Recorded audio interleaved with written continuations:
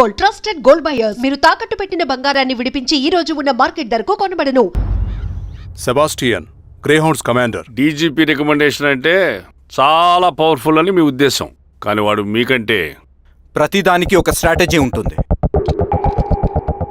పావురం కోసం వల వేయాలి, చేపల కోసం గాలం వేయాలి. సింగన కోసం నా దగ్గర ఒక స్ట్రాటజీ ఉంది. విని విని విసిగిపోయాను. రిజల్ట్స్ చూపించి మాట్లాడండి. సార్,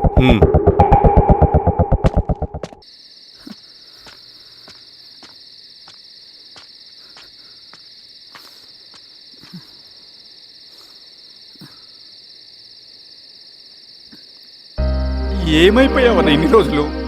అసలు ఎలా ఉన్నావన్నా?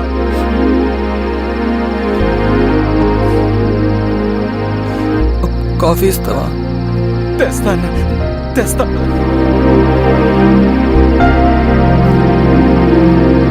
ఇదిగో అన్నా.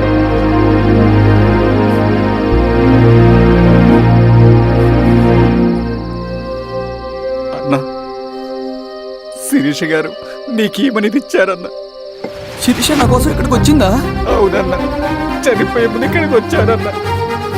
దేవత లాంటి మనిషి అన్నా, అనవసరంగా చంపేశారన్నా.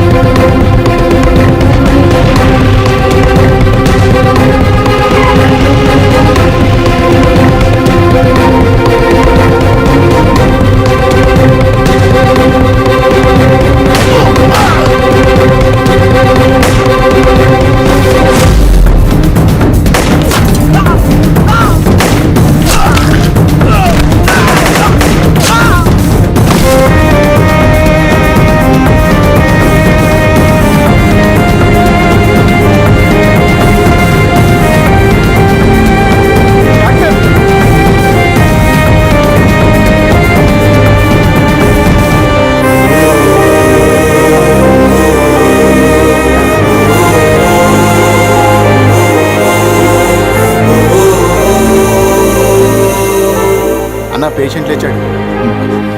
అన్నా, అన్నా ఎక్కడికన్నా? నా పనుంది, ఆగరా. అన్నా, రే ఆగు. అన్నా, అన్నా.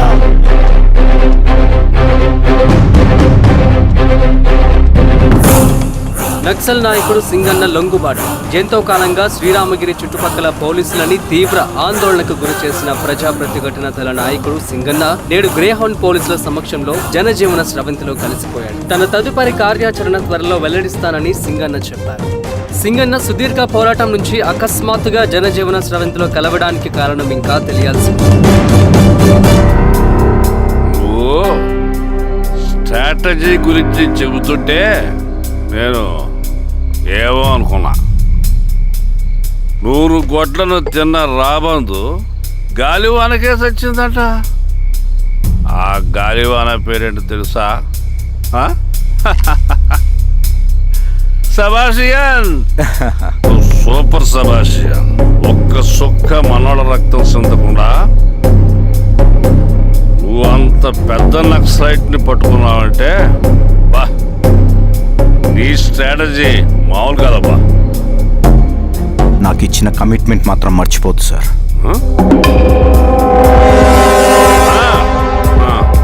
చేస్తా పో, తీసుకో, పోయేస్తా.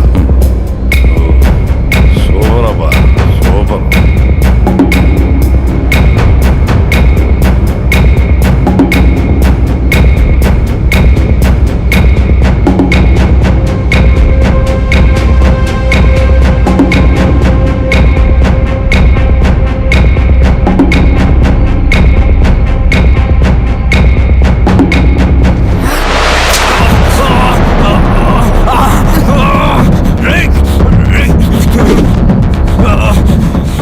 నువ్వు అన్న ఎక్కడ? నువ్వు సింగన్న మనిషివా? అడిగిన దానికి మాత్రం సమాధానం చెప్పు. సింగన్న కోసం చేస్తావా? భవిష్యత్తు గురించి ఇప్పుడే మాట్లాడా? జీవితం మీద రాసుంటే చెప్పరా? నాకు టైం లేదు. చెప్పను. నీ గొంతులో దిగిన మామూలు కత్తి కాదు, విషం పూసిన కత్తి. 2 నిమిషాల్లో నీ చావా పొద్దుకొని డిసైడ్ అయిపోతాయి. చెప్పు. చెప్తాను. శ్రీనివాస లాడ్జిలో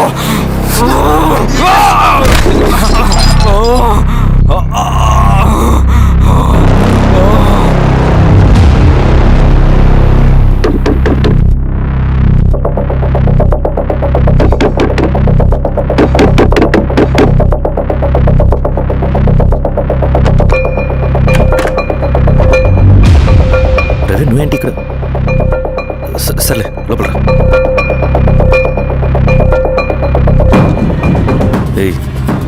ఏంట్రా ఇది?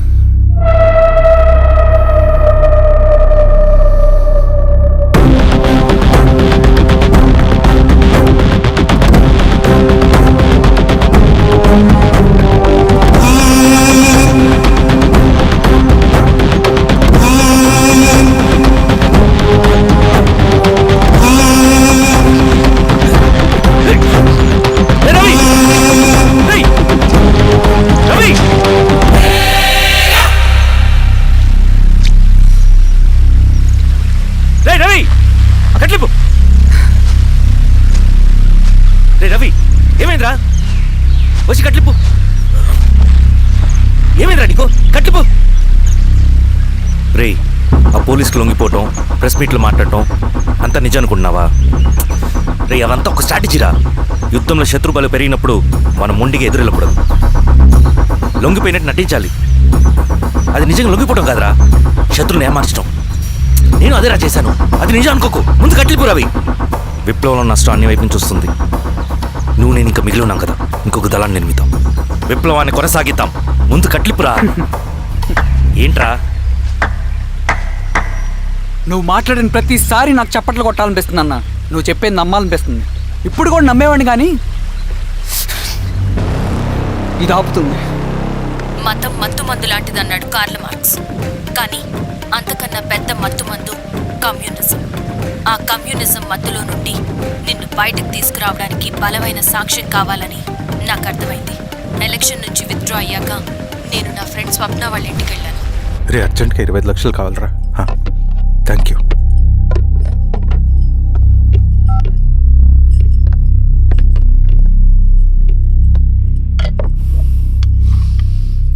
చాలు.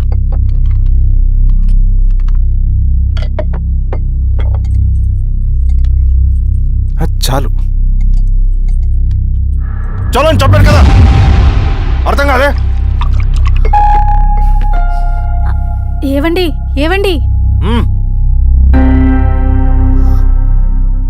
ఏమైంది స్వప్న?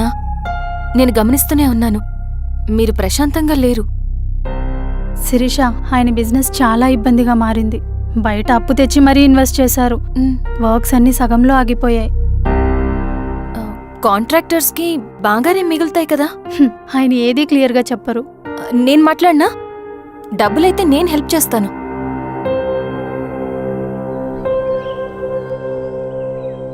అన్నయ్య, చెప్పమ్మా. మీరు డబ్బు గురించి ఏదో ఇబ్బంది పడుతున్నారని అర్థమైంది. అవునమ్మా, ఈ ఏజెన్సీ కాంట్రాక్టర్ బతికే ఇంత ఏది సాఫీగా ఉండదు. అన్ని వైపుల నుంచి అడ్డంకులే. ప్రజల ప్రయోజనం కోసం బిల్డింగ్లు బ్రిడ్జ్లు కట్టాలి, అడ్డమైన వాళ్ళకి లంచం ఇచ్చుకోవాలి. ఇప్పుడు ఈ నక్సల్స్ ఒకళ్ళు తయారయ్యారు. నా బ్రతుక్కి పని పూర్తయ్యేదాకా ఫండ్స్ లిస్ట్ చేయరు, వీళ్ళేమో పని చేయనివ్వరు. ఏం చేయాలో అర్థం కావట్లేదు. నక్సల్సా? నక్సల్స్కి ఏంటి సంబంధం? అదే కదా సమస్య. బయట ప్రజల కోసం మేము ఉన్నామంటారు, లోపల ఎక్స్ట్రాషన్కి అలవాటు పడ్డారు. ఎవరు కరెక్ట్గా లేరమ్మా. ఎక్కడి వాళ్ళన్నయ్యా? పినపాకం మండలం నక్సల్స్ 25 లక్షలు అడిగారు.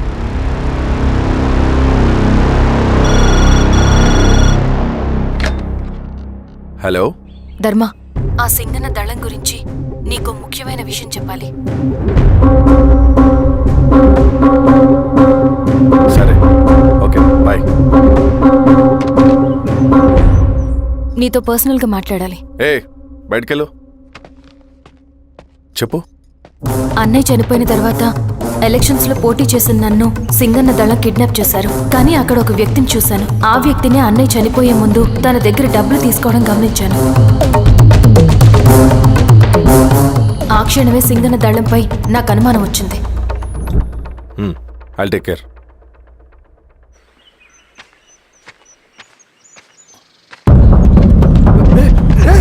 భయపడదు, మీ చంద్రుడు మనుషులు. నన్నేం చేయకండి. కూర్చోబెట్టండి. మీకు కావాల్సింది దీంట్లో ఉంది.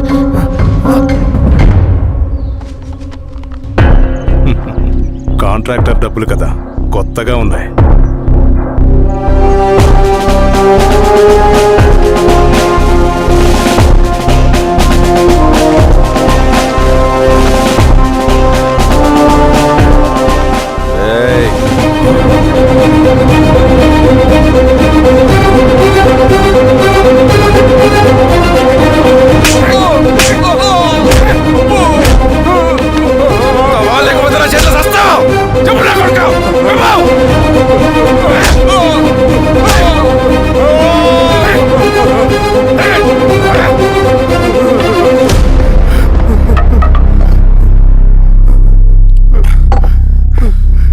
వీళ్ళ అన్న మీదున్న ప్రేమ అభిమానం ముందు మన పోలీస్ లాఠీలు ఓడిపోయాయి.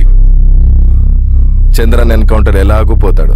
కానీ విచిత్రం ఏంటంటే వాడి భార్య నర్సమ్మ, కూతురు మమత, కొడుకు నరేష్ మరో ఎన్కౌంటర్లో పోవడం చాలా బ్యాడ్ న్యూస్. చెప్పు శిరీష, ఏం చేయమంటావు? నువ్వు ఒక డెసిషన్ తీసుకున్న తర్వాత ఎవరి మాట వినవు కదా. హే దాస్ సార్, రేపు మార్నింగ్ న్యూస్ పేపర్ వద్దని చెప్పు. సరే సార్. తెలిసిన విషయం మళ్ళీ మళ్ళీ చదవాలంటే చాలా బోరింగ్. నేను చెప్తాను సార్, జరిగింది మొత్తం నేను చెప్తాను సార్. సింగన్న దగ్గర నేను 20 సంవత్సరాల నుంచి పనిచేస్తున్నాను సార్.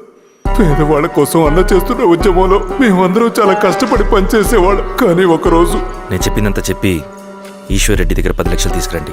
దేనికన్నా ఇదంతా? దేనికేంటి?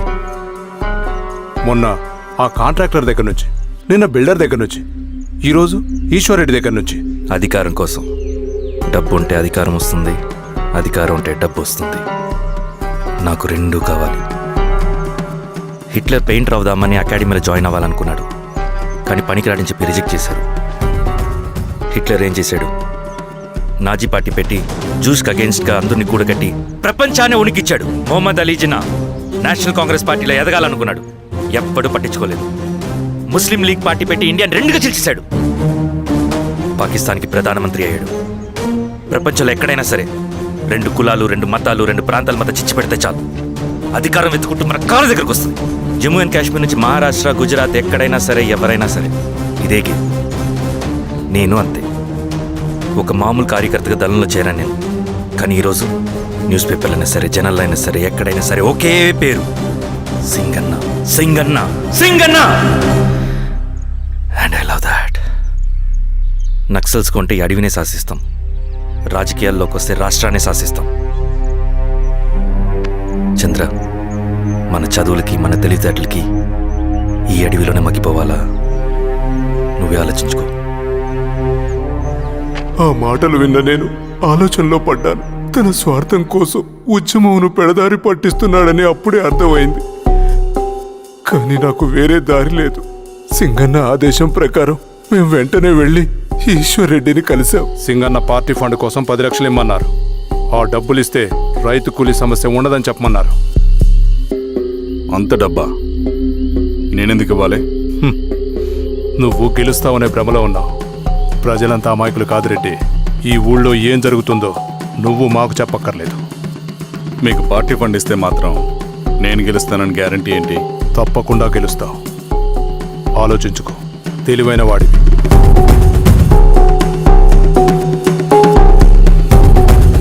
సరే.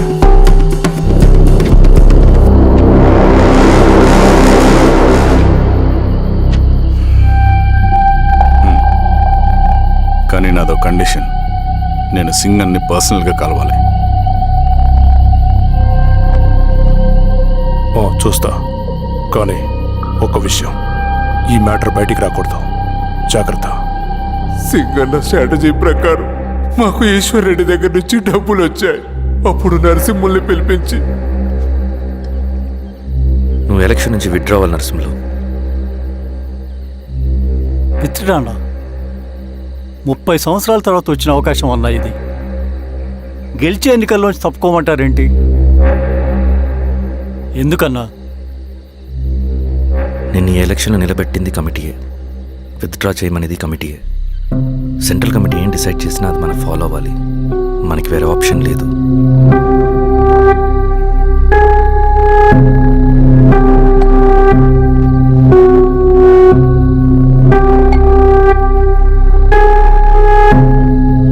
నన్ను నమ్ముకుని చాలామంది ఉన్నారన్న.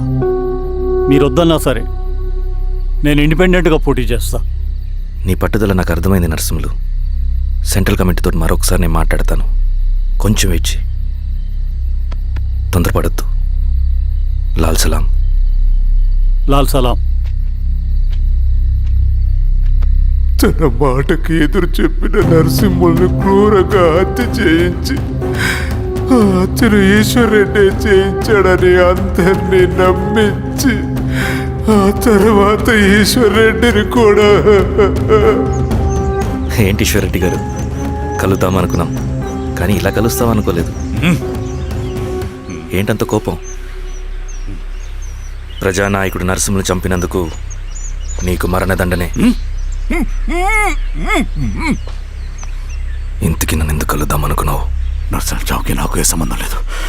నిన్ను కలిసి ఊరు సమస్యలు, ప్రజా సమస్యలు పరిష్కరి. అడవికి సింహం రాజు, అడవైనా ఊరైనా ఈ సింగన్నే రాజు.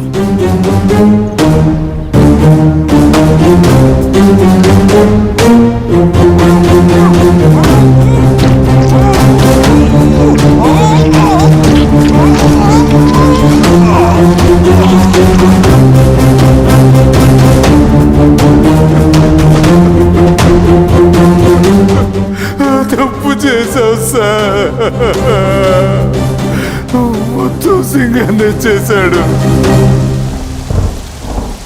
ఇంకా చెప్పాల్సింది ఏదైనా ఉందా? శిరీష ఆ రోజే చెప్పిందన్నా. ఇన్నాళ్ళ పోరాటంలో ఏం జరిగిందన్నా? ఏమీ లేదు. శిరీష వల్ల వాళ్ళ ఊర్లో రైతులకు భూములు వచ్చాయన్నా. నీ వల్ల చాగి అన్యాయంగా గొంతు కోసుకున్నాడన్నా. నరసింహులు, ఈశ్వర్రెడ్డి, ఇంకెందరో అమాయకులు నీ అధికార దాహం వల్ల బలైపోయారు.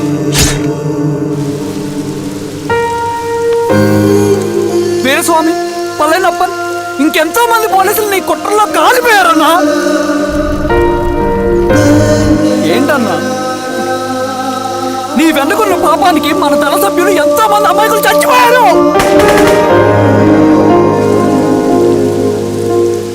ఆ జనాలు అమాయకులన్నా. నువ్వు మాటలు చెప్పి రెచ్చగొడితే నువ్వేదో సమాజాన్ని ఉద్ధరిస్తావని నీ వెనుకున్నారు.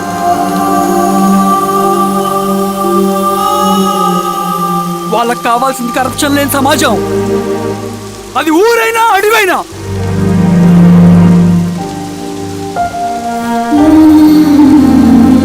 దేవతలాంటి అమ్మాయి అన్నా.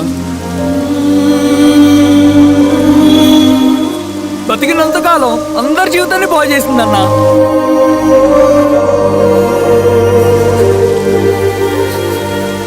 నా చేతులతో చంపించావు. నన్ను మనిషిని కాకుండా చేశావు. ఈ జెండా అడ్డు పెట్టుకుని చేస్తున్న దురాఘాతాలు, ఈ సిద్ధాంతపు ముసుగులో జరుగుతున్న హింస, దోపిడీ, మోసం అన్నీ ఆగాలి, ఆగిపోవాలి.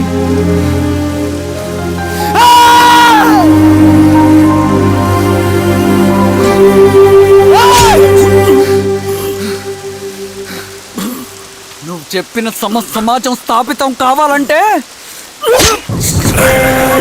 నువ్వు సమాధి కావాలి.